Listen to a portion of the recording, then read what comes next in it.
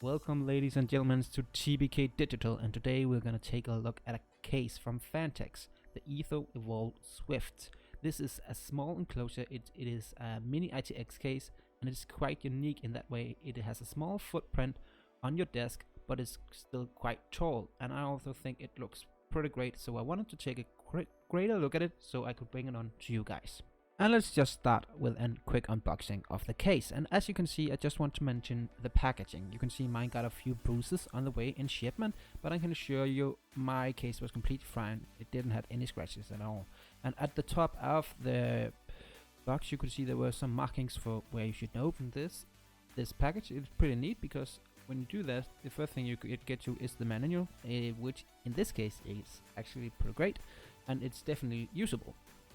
When you open the packaging and you have done it the right way, it's pretty straightforward after that. It's simply just turning it around and lifting up the box, and you will see the case, and it is turned upside down. So we just remove the top cover or whatever it is, the protection cover, and you turn it around one more time and you will have it standing on its feet. Pretty neat. And with all that said, it's time to remove the packaging material and have a look at this case. And in my opinion, this case looks pretty great with the tempered glass, and at the front and on the back of the case you have these completely flashed surfaces, except for the backside. There are actually two holes, one at the top and a hole for the bottom for the power supply, and both holes are there for you can do cable management out of these. As for the tempered glass, I would maybe have liked it a bit darker, but again, that's a more of a preference question. But the case here do feature tempered glass on both sides, so when you don't have any components in it, you can see right through it. As for the top of the case, on the top you have this kind of mesh that you can pop open, and underneath here, when you have built the system, you will find all the I/O. Also here you have the mechanism of holding down the tempered glass and the side panels, which is held in by thumb screws. They are pretty tight, especially when I received the case, but you can do it if you put a lot of muscle into it. And when you have loosened the thumb screws, it's pretty easy. You can just lift up the tempered glass on the sides and they pop right off. For the side panels though, I find them a bit more tricky, and I would have to use two hands to kind of pop them out the right way. Another thing to mention is that the thumb screws are kind of locked in, so don't disappear when you unscrew the side panels. And now we have removed all the side panel and the tempered glass from the case, so we can have a greater look at it. And at the bottom we have a kind of a bottom chamber where you can see there is the cable you've brought to the power supply, and down there you can also mount a fan. If we go up here, you can see to the left we have the USB ports, and here in the middle we have a little bridge where you can actually put cables behind, which is really useful to hide some cables. Other than that, on the right you see there is a one included fan, one included 140mm fan, and that's actually the only fan that is included with this case. And of course we also have to take a look at the accessory box, which is tied to the side of the panel and which is easily removable. And it comes with everything you need, all your screws organized nicely in a little box, and some zip ties, a small sticker, and we also have some foams that you can put on the tempered side glass panel, and you can have the case laying down on the tempered side glass panels with this foam mount to protect the glass. If we take the case and put it on the side, we have the bottom part of it. This is where the feet to the case is mounted. This part comes off just in a simple movement like this, and it contains a removable dust filter for your bottom fan in the case. A really nice feature about this bottom part of the case is that you actually have the option of the case feet to move them one place outwards instead of having them just in the middle, if you prefer that look, and it's a quite nice little detail for the case manufacturers. Now, with the bottom part of the case removed, it is clearly to see the bottom layout for the fan mounting. Also, you can also see the cable for the power supply, which is also coming from the bottom here. As you can see, the fan mounts are great laid out, so you can move it around, and there's actually room for 140mm fan here, but we will discuss that later on in the video in greater detail. If we put the bottom part of the case back on again, you can better see the case as a whole, and on your right side you can see this round hole is for the power supply intake. If you decide to turn it that way, and you can also see the cables for the USB. On the front side here, you can see the fan mounts again, and you can see how they're spaced out to accommodate both 120 and 140 millimeter fans, but we could discuss that later on. So I simply started to putting in some things to this, and you can see I put in a 140 millimeter fan in front and the power supply, and a hard drive on the side, as it is possible to mount a hard drive on that side. Pretty convenient. There is actually one thing I want to note about the power supply, and as you can see here, I have the power supply, so it takes air from inside the case and puts it out the back. And as you can see here, the power cable is rounded and it's really stiff, so I could not fit a fan to the sides of it. And the only way I could put a fan to the side of this was if I turned the power supply around. If it went the other way, I was actually afraid of the fan breaking, so it was actually so stiff. This was actually the only way I could have the power supply and a fan at the bottom at the same time. Bit of a bummer that I had to choose. And if you guys are wondering what power supply I'm using a small form factor power supply, one from Corsair, and I would not recommend using anything else than a small form factor power supply for such a build, because there's not a lot of space in the case. Now I removed some of the parts and put in the only fans, and here you can see on the right, this is all 120 millimeter fans. I have 2 on the right and 2 on the bottom, just above each other, and you can see there's actually not enough room for them. So if you were thinking anything of this kind of setup, it's actually not possible, and there's not room for it in this configuration. But if we go to a more sensible setup, you can see here in the new setup I'm actually able to fit in a power supply.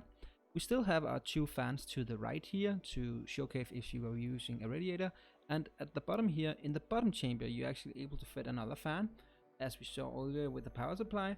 So here it actually is possible to have a setup that can support radiators at 120 millimeters. But the discussion is to be had if you put in 140 millimeter fans, then you wouldn't be able to have a radiator on that fan due to the clearance problem. So you have to choose if you go 140 on the bottom or the right side, because of the limited clearance here in this small case. So now I decided to remove all the parts again and put in a 140 millimeter at the front to show you guys that a 140 millimeter fan really takes up a lot of space. And you can see I put it in at the most top here, and yeah, and it actually goes all the way down to the bottom. I can barely fit a finger underneath on the other side, so you won't have room for another 140 millimeter fan on the bottom in this case. But also when you have all these fans down in the bottom chamber, it's really neat to see that Phanteks put in a nice cable management, and you can see here there's a nice hole for taking all your cables up to your motherboard. And that small hole leads into like the cable management department with the little door that I showed earlier. It actually contains another cable tie hoop and 2 rubber grommets if you need that. And it's kind of like a bridge across the whole case, so if you can run cables and you can kind of hide them behind the little door. And here you can see I made a little test build to show you guys how it looks when you put some more equipment into this. And here you can see the little door here. It actually hides quite a bit of the cables, and it's pretty neat. But in this case there's not a lot of space for the cables, and as you can see I cluttered them all up.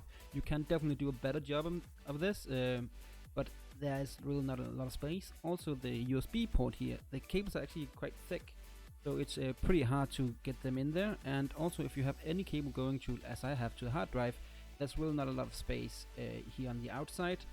So you have to do your cable management and try to keep it tight to keep a clean look in the system. And also here I turned on the system so you guys can see that it actually works.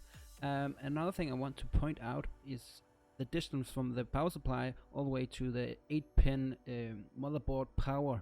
As you can see here, my cable wasn't long enough, so it kind of goes all over the board. I could maybe have done that a bit more neat, but I couldn't put it on. I wanted to put it on the side of the cooler, but my cable wasn't long enough. So maybe if you want to have a really clean system, maybe you should need an extension for a power supply. But other than that, this case is not that hard to build in.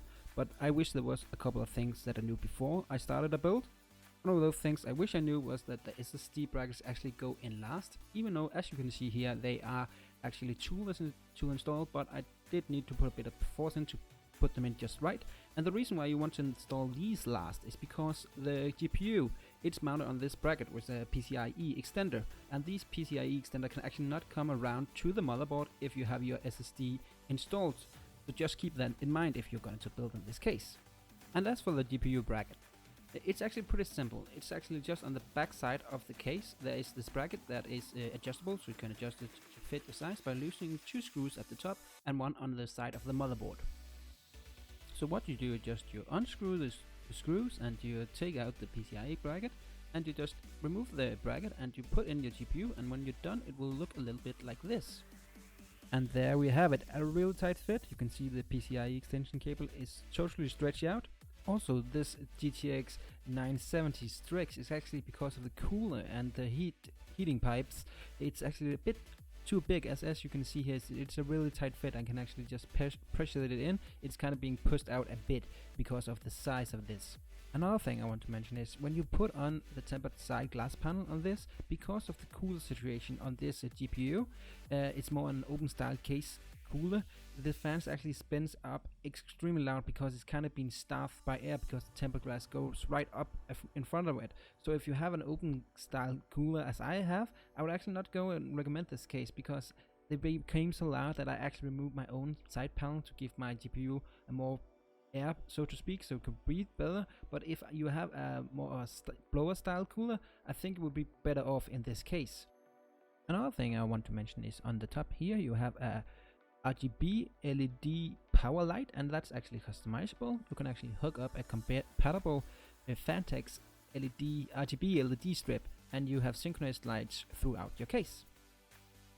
Now you have seen a lot of what this case has to offer, and I just want to touch up on some points I made along the way. If we look at the case, it's a bit different in terms of design, and I actually like that, but that's of course totally up to you. And in terms of the cooling options, it's actually only the bottom chamber you have to work with, and if you want to do radiators, again, you can only do this in the bottom chamber because the fan on the top is actually way too close to the motherboard, so it's not even possible. But still, the biggest grind I have with this case is that my GPU was being staffed, and it really became so loud that I had to remove the tempered side glass panel. Now I have given you a lot of information about the case, so I hope you feel more informed if you were planning to buy the case, or maybe you were just curious. But that's actually basically just all we have from this time from GPK Digital. But before you go, I really hope that you will hit that subscribe button, because there have been some changes to the YouTube partner program, and you will have to, one of the requirements is to have at least 1,000 subscribers, and I don't have that at this current moment. I only have 65. So there's really a long way for me to go, so I hope you guys will click that subscribe button. It will really mean the world to me. And also, if you like the video, leave a like, and if you want to see more of my content and hear from GPK Digital, maybe you should check that out. But that's pretty much all for this time, so I hope to see you in the next one.